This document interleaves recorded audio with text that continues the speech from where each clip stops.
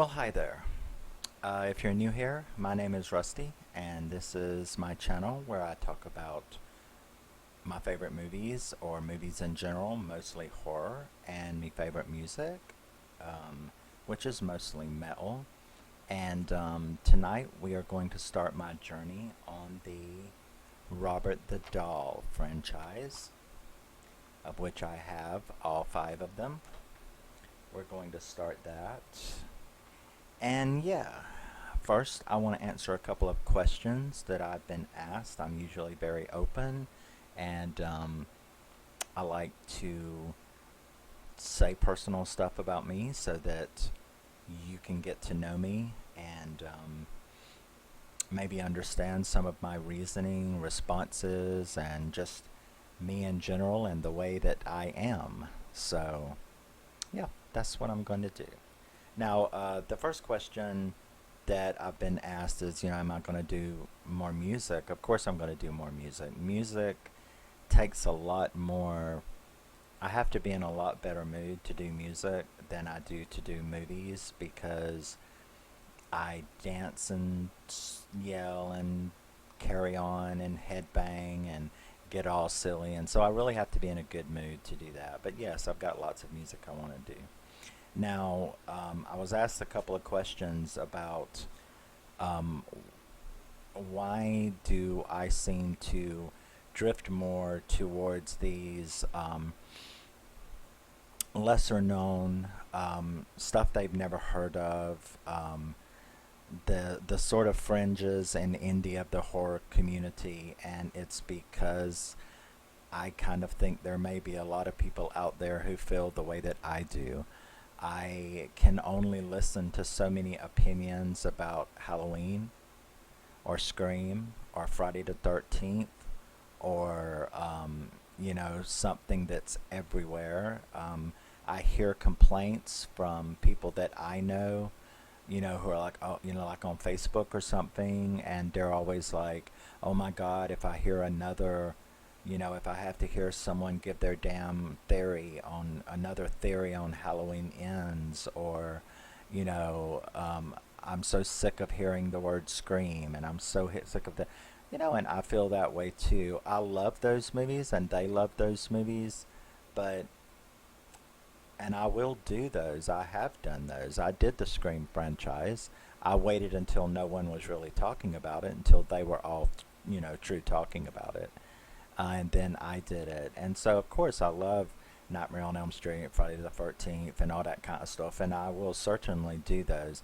But I'm always being distracted by stuff that I'm like, I like this, or this interests me, and I don't see anyone talking about it, so maybe there's people out there who would like to see or hear something new like I do. And so that's the reason why I do that. Now, the third question that I was asked was, um, you don't seem to do a lot of negativity. You don't seem to do a whole lot of rants. Well, there's some rants that I can do. I do want to do a rant video on what I consider personally. Everybody's got their opinion. But I do want to do a show on what I consider the abuse of the horror collector community, especially the horror collector community, by certain distributors who like to get the rights to sought after horror movies and franchises that are out of the way or lost to history, and then they do a lot of work on it, which we appreciate, and then they offer it, but they do such low print runs that they make people fight over it, like they enjoy making collectors fight over um, the 5,000 run that they did, when they could have, there is no, when we can discuss all that. I've done a lot of research on it to make sure that I understood how things operate in the industry, and there's quite a few of them that are just flat out creating a collectible to an extreme point that is unfair to the movie, and it's unfair to collectors. And I do want to rant on that, and I want to rant on stuff, But as far as negativity goes, I tried to understand, or I tried to think of what could I, what kind of analogy could I use to explain why you don't see me screeching and raging and ranting and being very negative towards a lot of movies. First of all, I've got so many movies I love, I want to talk about them. As far as that, one, I'm not a professional critic. I hate critics. I hate professional critics. Professional critics disgust me for the most part, and they are the reason why Letterboxd and Rotten Tomatoes, which I hate that site, and International Movie Database are so monstrously horrible to the horror genre in most of its forms. I mean, to see a horror movie that's over a five is like, when you see a horror movie that's over a five, and especially over a six, you have to say, oh, wow, man, there must be something mainstream about it.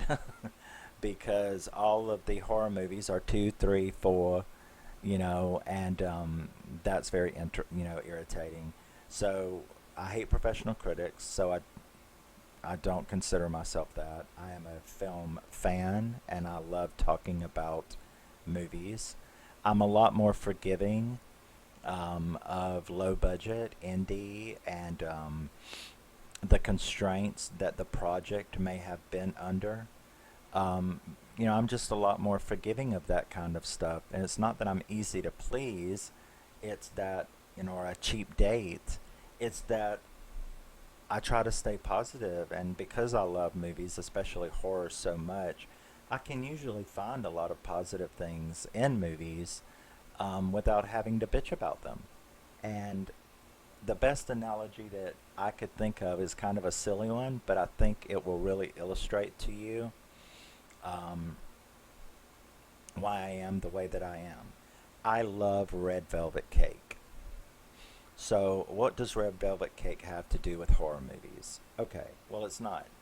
It has to do with a state of mind. Okay, I see so many people in this community when they're talking about movies, they always want to say stuff like, oh, I don't know, it didn't bring anything new to the table, yada yada. Seen it, been there, done that. Like they're also that. And I'm like, well, then just shut the fuck up and go get your little 40 movie collection out and watch Friday the 13th over and over and over and over and over because you think that somebody should bring something new to the table. Whatever. I'm going to put it to you this way. I love red velvet cake. And five different people can make me a red velvet cake. And some can be better than the other. Oh, the layers are too thin. There's not enough cream cheese. There's too little cream cheese. There's not enough frosting. There's not enough frosting between the layers. Blah blah blah. Um, they were stoned and put salt in it instead of sugar. What, whatever it is. But regardless of who made the best red velvet cake, they are all red velvet cakes. You understand what I'm saying? A red velvet cake is a red velvet cake. It's cream cheese frosting with the red velvet cake, and it's usually got peanuts or walnuts on it and sprinkles. It's a red velvet cake. I don't want pineapples on my red velvet cake. I don't want orange slices on my red velvet cake. I don't want pizza sauce on my red velvet cake. And I don't want anchovies stuck in the middle of my red velvet cake. Do you get it? I want a red velvet cake. I will always love red velvet cake. I'm going to have problems with that. I will always love red velvet cake. It is my favorite cake. I have eaten it before since I was a child. I have eaten it now, and I will eat it in the future. And I don't want pineapples on my red velvet cake. I don't want something new on my red velvet cake. When I watch a slasher or a horror movie or psychological horror or found footage or whatever the genre may be, um, I want it to look like a slasher. I want it to have the slasher tropes. I want it to flow like a slasher. I want you to variate it a little bit, but not much. I want to see a slasher. I loved slashers before, but I don't want to watch Friday the 13th over and over and over. Now, if I really thought that way, I would be, well, why do I need to see Sleepaway Camp? I have Friday the 13th. Sleepaway Camp is Friday the 13th with a surprise ending. The Burning is Friday the 13th with a surprise, with variations. Um, it's all the same. A slasher is a slasher. And I don't, as long as I want to see variations in cinematography. I want to see a new Kevin Bacon. Kevin Bacon was in Friday the 13th. I want you to show me a new cute boy in danger. I want you to give me pretty people in peril. I want you to give me preferably a nice skinny dipping butt shot. I want you to give me good kills and blood. I want you to provide the things for me that I expect out of a slasher, just like if you cooked me a red velvet cake and you told me, well, I'm going to, bring something new to the table. I'm going to stick anchovies in the middle of it. I would tell you to fuck off. I want a red velvet cake. I do not want a red velvet cake with anchovies. So, take that analogy and run with it, and you can maybe understand why I'm not put off, and you're not going to see me, say, oh, well, this slasher was horrible because I've seen it before. What the fuck? You'd have to cut out 90% of the slashers. There's only so many ways you can kill a motherfucker. You know what I mean? In a slasher way. And so there's some answers to those questions. I'm not very negative. I do have a lot of freedom. Um, there's a lot of horror genres, and there's a lot of horror genres that cross, genre. They can be slasher and action and slasher and supernatural, and just all kind of elements can be thrown in.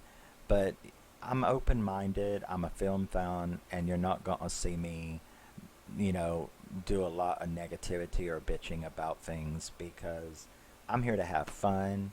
And when I buy my movies and I stick them on, I'm not looking for a reason to hate them. And if I do put something on and end up going, oh shit, that sucked, then I will say so. But I've got a lot more freedom, and I'm not constrained by the arrogance or the narcissism of a professional critic who's looking for some reason to bitch, who's looking for some reason to cause negativity, about something. That's not why I'm here. That's not what I'm doing. I have no intention of being that. I'm just going to tell you, this is the movie that I watched, and this is what I thought about it. I don't care if they're $50 million budgets or if they're $50,000 budgets. I take that into consideration when I watch a movie, and try to go from there. So let's get on with it. So I want to do the Robert the Doll. I had heard that it was a B movie, indie cheap Chucky ripoff. Well, I don't mind a Chucky ripoff. I don't mind a killer doll type movie. Otherwise, I would just watch the first three Child's Play movies and never watch nothing else. So, yeah. We are going to start. I'm going to do the Robert the Doll franchise. This is the triple feature. They're all on their, it's on their own disc. And, yeah, Robert the Doll. I watched all three of these earlier tonight. There's still two more that I'm actually excited to watch. I have opinions on each one of them. And, yeah, so we're going to start with Robert the Doll franchise. Now, Robert the Doll is actually based on a true kind of myth. I mean, I'm not saying I believe it, but the actual Robert the Doll is in East Martello Museum in Key West, Florida, which is right down here from me. I'm in Panama City Beach. Key West is at the other end of Florida. So there is actually, I went and looked at the site, and it's kind of neat if you want to go look at it.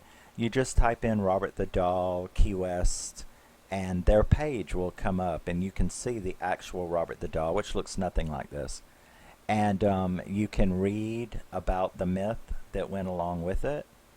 And it was very, very interesting. There's even people that come and leave letters on the wall by the display, um, asking his forgiveness, and and they're asking for his forgiveness for any hexes that he may have put on them, because it says on there that Robert doesn't like people taking photos without permission. And I was like, well, okay, permission from who? The museum or Robert? You know what I mean? Because if I'm standing next to someone and they snap a picture and say it's okay because he gave them permission, it's like, maybe we need to drop you off at hospital after we leave here. You know, did Robert give you permission to take his photo? But anyway, it's very neat. You can go and look at the page. Now, this movie isn't the first movie isn't the original movie here. It isn't a retelling of the myth that you see on that page, but it is a reimagining of it, because it does have a lot of this stuff in it, such as, his name, the boy's name being Gene. There is some similarities, but it takes place in modern era, the original movie. So yeah, let's get to Robert the Doll. Robert the Doll was released in 2015. It was written and directed by Andrew Jones. It stars Suzie Francis Garton, Lee Bane, and Flynn Allen. Flynn Allen plays the little boy that gets the doll. It is kind of reminiscent of Child's Play. So, yes. Now, the movie opens up with this young couple and a maid. The woman is obviously distressed. The husband is telling her it'll be all right, and she's like, something's going on. We've got to get out of this house because weird shit has been happening. The maid, whose name is Agatha, I believe, but the maid tells them, that it's not the house that's haunted, it's the doll. And she points to the doll, and that's when you get to see Robert for the first time. And they end up, I guess, leaving, because the movie jumps ahead 3 years, and you are with Paul and Jenny, and they have a son named Gene, which is where it sort of starts tying in with the real myth about Robert the Doll. So you have this little boy named Gene. I guess he's about 10, and his mother and father, Paul and Jenny. And I like that he took some time with character development. The mother is a painter.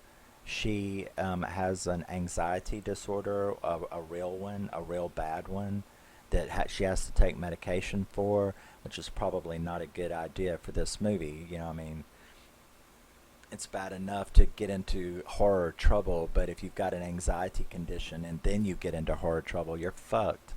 But so he does kind of let the characters develop. You get to know the dad, Paul.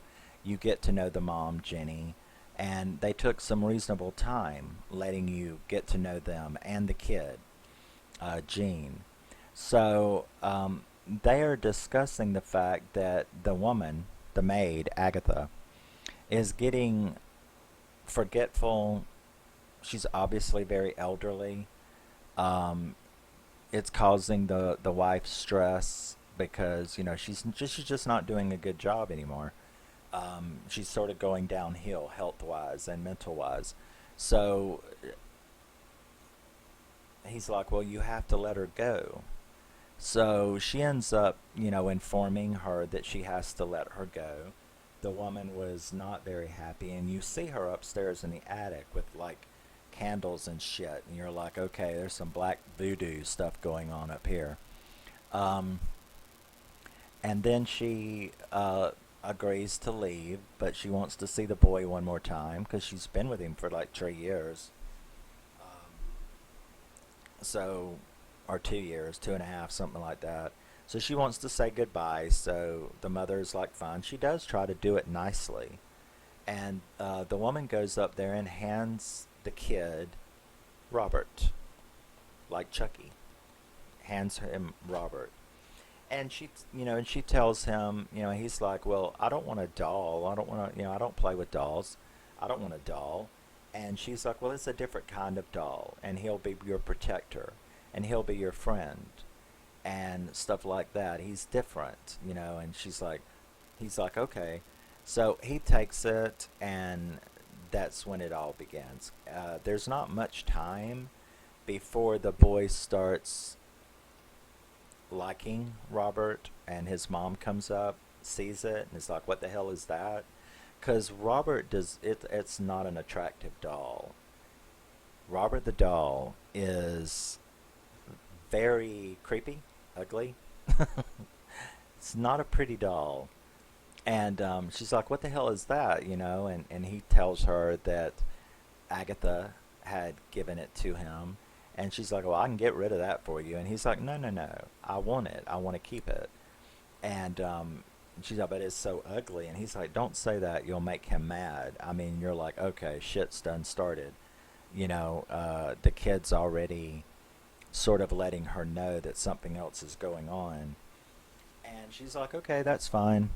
The dad comes home. She tells him about it. He goes up there, talks to his son. He meets the doll, and he's just like, okay, whatever. So,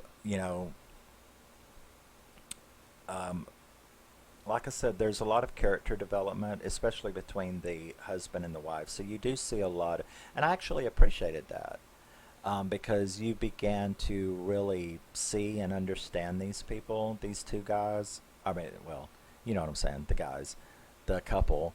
You get to understand them and see how things develop between them. They're obviously having relationship issues. I mean, he's with a nutter. So, but she's nice. She's a nice lady. So, let's see. There's a lot of very Chucky scenes after that, they're asleep, and she wakes up and she hears footsteps, a lot of little spooky atmospheric stuff. And the acting is very good in this movie. It might be low budget, but he found decent actors. There is no bad acting. They don't really act bad. I think the only one that I ever like rolled my eyes at was the new maid that they got. The scene, there's a scene that I was like, okay, that's a little that's it's not the best acting, but it was only that time. The rest of the time she was fine. But it's not very long before Gene starts telling his parents, that because the mom, of course, is like, were you down there? Did you break the sugar? You really should clean stuff up. And I wasn't down there. It was Robert, and she's like, oh yeah, okay. Um, so he's pretty upfront about it. He doesn't hide it. It did kind of remind me of Child's Play in that respect because he pretty much came out and said it too. Um, Alex, he pretty much said it too. And this kid was pretty open about it. He was like, that was Robert, and you shouldn't talk bad about him and stuff like that. So, um, I guess the first victim of Roberts would have been the new maid. They hired a new maid named Marcy, and or Martha. Okay, so that was a pretty interesting scene. The mom The kid was at school, so it couldn't have been him. The dad was at work. The mom had went off to the shops and had left the maid there alone. And the maid, I guess she did offend Robert because when she went to the kid's room, to Jean's room, she looked at it and was like disgusted. And it's like, what the fuck is that? I mean, ew. It's like, what the hell is that? So I guess that upset Robert because he ends up like following her to the bathroom, and when she's in the bathroom, uh, she turns around and finds him just sitting there looking in the mirror. He was just standing there looking in the mirror, which scared the shit out of her because last time she saw him, he was in the chair. Um, so she was like, "What?" And she got spooked and came out of the bathroom at the top of the stairs and was standing there. And he came up behind her and he pushed her down the stairs. Um, and that scene was not well done. The fall, yeah, the aftermath was okay, but that scene was a little, wow, this was B movie, real B movie. But the mom comes back and she's all bloody and she doesn't die or anything, but they have to take her to the hospital. And one of the last things she said to the mom was that it was the doll. And I guess the mom didn't really question that because there really wasn't anyone else at home. So either this maid just tripped down the stairs by herself or something pushed her and it couldn't have been no one because no one else was there. So there wasn't anyone to blame. She couldn't blame Gene, the kid, because he wasn't there. And lots of little stuff like that happens. And Gene begins to keep telling her that Robert, is doing all of this and that Robert, is the culprit behind it. One of her paintings gets destroyed. And she had just been at it. She turned around and walked into the kitchen, turned around and came back in, and there was paint all over her picture, her painting. Paint that was not supposed to be on her painting. And no one was there. She went and accused the boy. He was like, no, it was Robert. She had like a little breakdown. The dad came in and broke it up. So you have a lot of that going on, devious, mischievous stuff going on that's being blamed on the kid when it's actually Robert. And then the dad gets her to go out with him to go out to eat or something, and they get the babysitter, Marcy, from down the street to babysit while they go out. Now, when they come back from going out, the front door is wide open, and they go running in and they run up to the kid's room, and he's fast asleep in the bed. And she's furious because the babysitter has run off and left her kid alone and the front door open, right? So she calls the parents, and you don't really hear what she's saying, but while she's talking on the phone, the dad goes into the living room and sits down, and there's like a hole through the pillow, and he sees like the inside of the pillow sticking up out of the hole, and you could tell that it looked like a knife, you know. So he goes back in when he hears her make a noise, and she has to turn around and tell him that Marcy is dead. And he's just like, what? And at that moment, you get a flash, because he says, what happened? And they showed you what happened. Robert attacks her. After Jean went to bed, Robert attacks her, and he chases her out of the house. She goes back home, which is why she was killed at home. She goes back home. Robert follows her to her house and stabs her to death. So she's been killed. So you've got the maid falls down the stairs, and now their babysitter is killed. Thankfully, at her own house, not theirs. You know what I mean? So they're just like really freaked out at this point. Um, page 2. So, so this is when Jen finally goes up, because because of the stuff that's been happening, Jen has started kind of wondering, maybe is she going nuts, or is Jean nuts like her? Which is one of the things they explored in the movie between the relationship of the mom and dad. Um, she was afraid that she had passed on her mental illness to her son, which is understandable. So, they're like, she was like wondering, is my son hallucinating? Is my son hearing voices? And she goes up and talks to him and confronts him, and is like, so Robert talks, right? Well, what has Robert told you? And that's when Gene pretty much admits it. He said that Robert had told him that he had pushed Martha down the stairs because she had insulted him, and that he did not like Marcy, and that he had made her go away. So the mom is like, really freaked out. She grabs the doll and she takes him out to,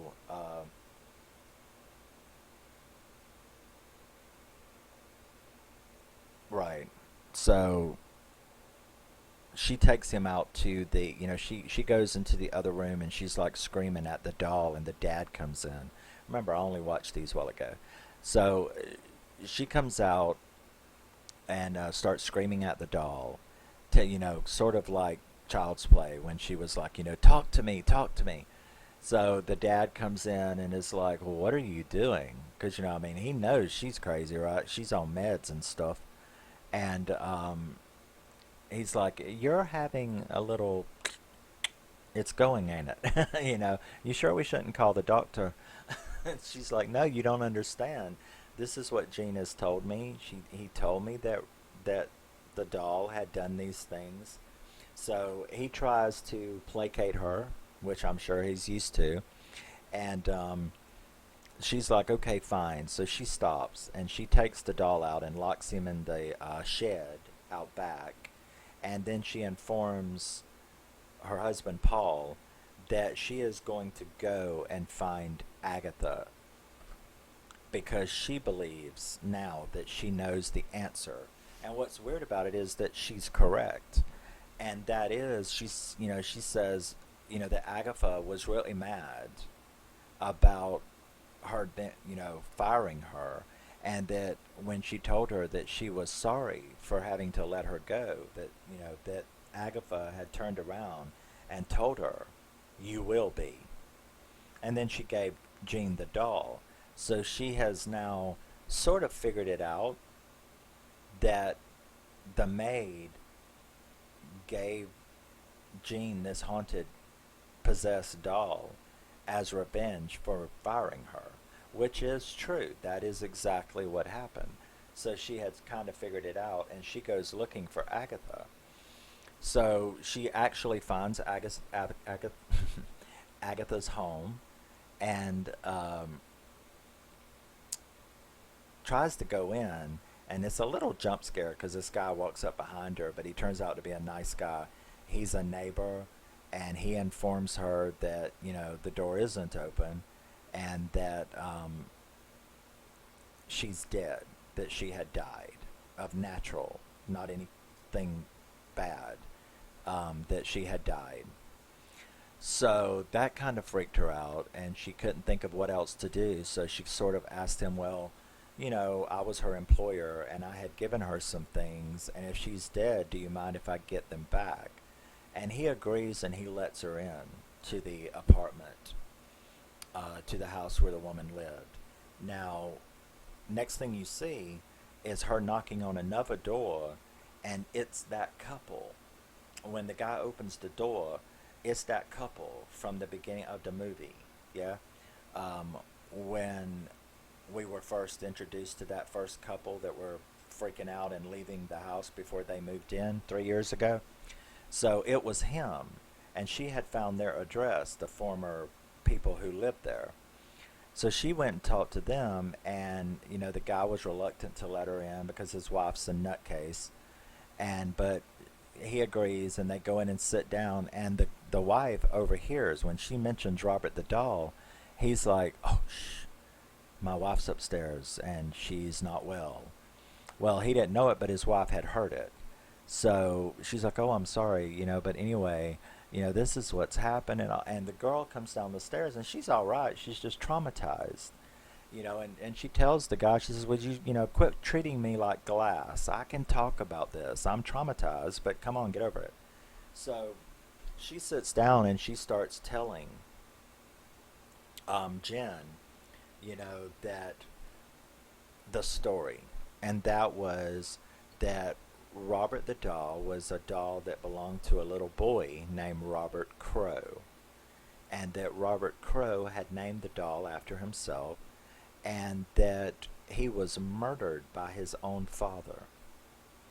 And he had the doll in his hands when he was murdered, and they found him dead in the river, still clutching Robert the doll. So Robert Crow was the little boy that was murdered, and it was his angry spirit that was in Robert the doll, and that was it Agatha? I'm going to confuse these movies now, but that yeah, that Agatha had used the dark arts to stimulate and wake up the evil spirit that was the little boy Robert Crow in the doll, and that's exactly the backstory of Robert the doll.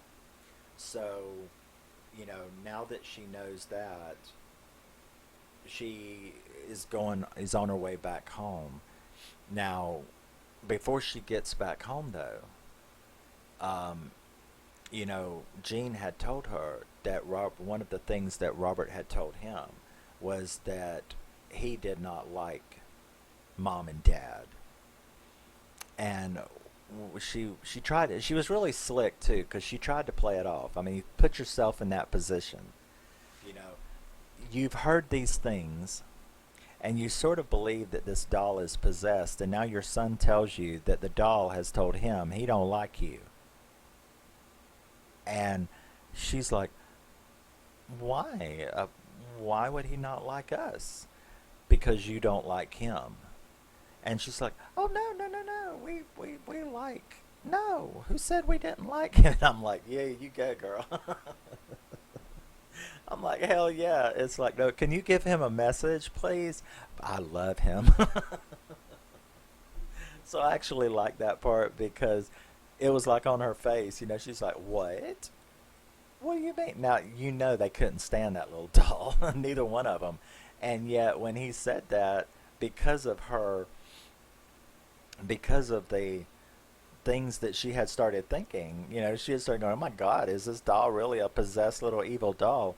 Then to have your son tell you that, she really turned it around real quick and was like, oh, no.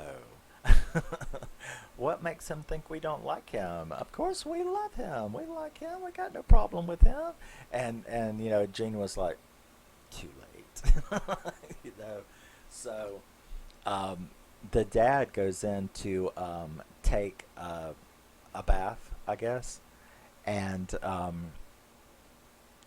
no, no, no, wait. That's later. So on her way back home, the dad is in the kitchen or something, and Robert attacks him with a bat. And right before that, Jean had walked into the living room and told him that he was going to bed.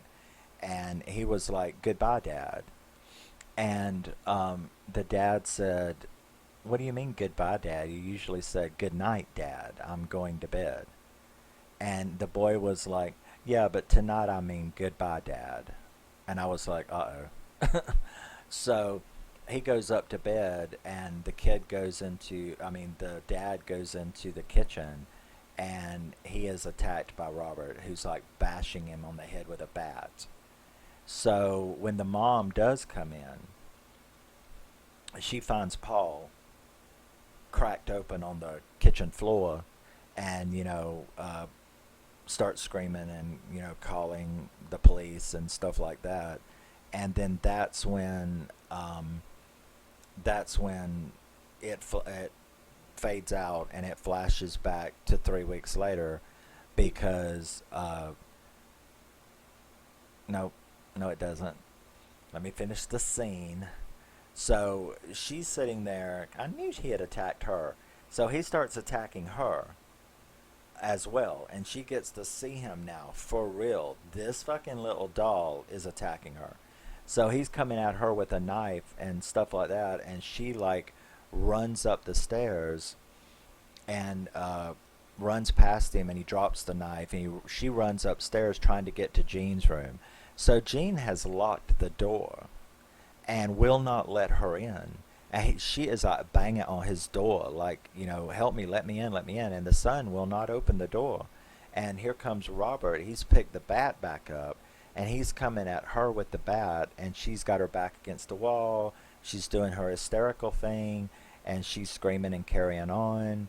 And right about the time he starts to swing that bat, all of a sudden, the dad, on his knees, like he had crawled up the stairs, blood all over him.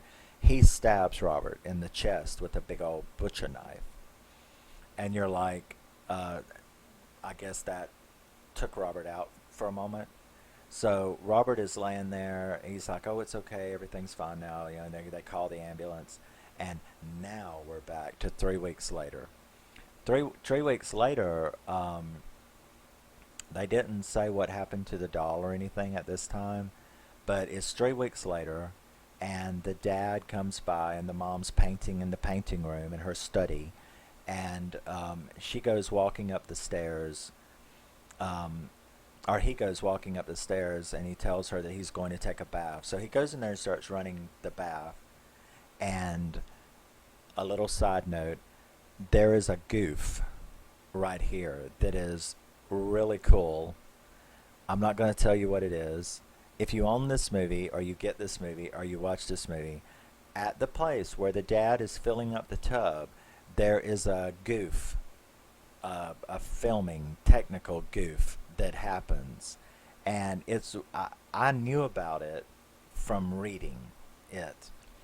Otherwise, I don't think I would have noticed it. I would have thought it was something else. But I mean, I would have saw it, but I wouldn't have, like, paid attention. But now I know what it is. So if you find out what that goof is, you can write it in the comments, and I will, like, give you the prize for being the indie movie observer. Because I don't think I would have seen it had not I been told about it, and it's actually kind of neat. And even if I had seen it, though, I think that I would have thought it was something else. And if anybody ever answers the question, I'll put what else I would have probably thought it was. But that's neat. So he is filling up the tub, and you start getting the doll's eye view again. Something is creeping down the stairs, the first person perspective, and creeping down the hall towards the bathroom, and you see the mom down there, and I guess she gets a real funny feeling or something, and she's kind of like starts walking out of the study, kind of looking around, and then she hears the father scream, and you you know you you don't know what happened, but you hear the father scream, and then she, like, runs to the stairs, to the bottom of the stairs, and she starts, like, walking up them, and then all of a sudden you see her stop, with this horrified look on her face, like Home Alone or something, and she just starts screaming, and it turns around and shows you at the top of the stairs, and it's the little boy, it's Gene, and he is standing there, like, covered in blood, and he's holding a big dripping butcher knife by his side. And so I guess Robert had possessed him or had moved into his body or something, because, like I said, when they showed that, and this grin, this grin on his face, he's covered in blood and standing there with a butcher knife. He The screen goes black, and that's the end of the movie. So that was Robert the Doll. So let's talk about it. I give this movie like a 5.7, and here's why. I'm going to talk to you out there, indie developers. Okay, I'm just going to go ahead and do a spoiler, and that is that starting with the next one, I'm really excited to see the next two. I've watched these three now. Um, he really, really improved about what I'm fixing to talk about in the second one. And the third one, I loved the third one. The second one was really good too. This one was really good as well. Here's my problem. This was like a fucking Lifetime movie. Okay, dude, I know that you haven't got any money, but you didn't have it in the second and third one either. Maybe a little bit more, but you didn't have it any. This is an indie horror movie. Just because you don't have any money doesn't mean you can't. I mean, this literally looked like it. I don't even think this would have gotten a PG. You know what I mean? Would it have gotten a PG? I'm not sure this would have gotten a PG. Maybe because of the themes, maybe because of a couple of the scenes, but they were very, very tame, is what I'm saying. And this looked more like a TV movie, not the cinematography, but the content. Now, the story is fantastic. I just told it to you. That's like such a good story. It starts off, I mean, this is really good mythology, and a cool, a cool haunted doll. They let you know the backstory. It's an interesting backstory. It's pretty good, supernatural. But man, the kills were off screen. Um, it just. Remember we talked about Red Velvet Cake a while ago? Okay. Now, if you're going to make me a horror movie, dude, especially low budget, do you want your movie to end up in the pound store or the dollar bin? You know what I mean? Because, I've seen lots of movies that are $50,000 budgets, and yet they've got some of the tropes that you need if you want to have some reason to have people get your movie. This story was great. The acting was really good. I'm really surprised you found some good actors. You know what I mean? The dad, the mom, the boy especially was really good. Everybody acted appropriately. The maid was good. The old lady, the new maid, she had that little flip flop there at the fall down the stairs thing. But other than that, she was good. The direction was good. The house is beautiful and spooky looking. The atmosphere, everything about this movie is great. But you got to give us some action. You understand? And he obviously did learn that lesson. But you've got to give us some action, okay? You can't do it like that. This literally looked like a TV movie as far as content was concerned. Um, there was an opportunity for some really good kills, on-screen kills. Um, the babysitter and the dad, you could have showed that. You know what I mean? And please, for the love of God, if you're going to make indie movies, you don't have to deal with a major distributor. You don't have to deal with a major studio and their bullshit. You don't have to deal with the MPAA and their bullshit. You don't have to do any of that. That's why most of these indie movies that you find are unrated, no matter how much nudity or blood or gore they got in them, because they don't even bother going through the MPAA. Why would they? This is not going to go to the theaters, okay? So that was my problem with this movie is, dude, you've got to give us some TNA, okay? Straight boys and lesbians, they want to see a boob shot. Gay guys and straight women, they want to see a little nice guy's ass, okay? You can give us a shot. You got to have something in your movie to make it worth people going out and buying. You need some blood, you need some kills, you need some TNA. You come on. You can't make that red velvet cake without cream cheese. Okay? That's it. So the story I loved, the acting I loved, the whole setup I loved, and like I said, things really improved next. I think I'm going to really enjoy this franchise because two was like a big step up content wise. Like I said, this movie is not bad because it's a bad story. It's not bad because it's got bad acting in it. It's not bad because of any of that. It's bad because of the content you did not include, and it doesn't take any money, okay? It does not take any money to show a stabbing. It just really doesn't. Throw some ketchup on the motherfucker. It doesn't matter. But you've got to have some jabby jabby. You know what I'm saying? So, yeah. So this one only gets like a 5.7 to me. 5.5, 5.5, something like that. But it's only because you did not give me some content. You got to give me some action in a horror movie. However, I loved everything else about it. I love the character development, the story, the direction, everything. And I'm really glad because I was nervous about number two. After seeing this, I thought, man, that was such a good story. And it's based on like a real mythology, right? That I went and looked up. So this is really not, it's really interesting to me. But dude, if you're going to make it so kindergarten in content, we're going to have a problem. But he didn't, because number two, it not the TNA, unfortunately, but blood, killings, stuff like that. Yeah, cussing, an adult movie. Because like I said, I'm not watching an episode of Goosebumps here, right? This is supposed to be a horror movie. So there you go. So I like this movie. I have loved the three that I've seen so far.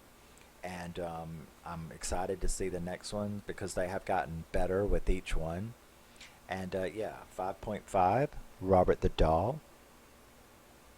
I do have those little issues. Content issues. That's all it was. Content issues. There weren't like I said, no story issues, no acting issues. Mom and dad, kid, they're all good. I did have a content issue with this movie because I really did feel like I was watching an after-school special, and there's been worse after-school specials. Bad Ronald. So there's been worse after-school specials than this.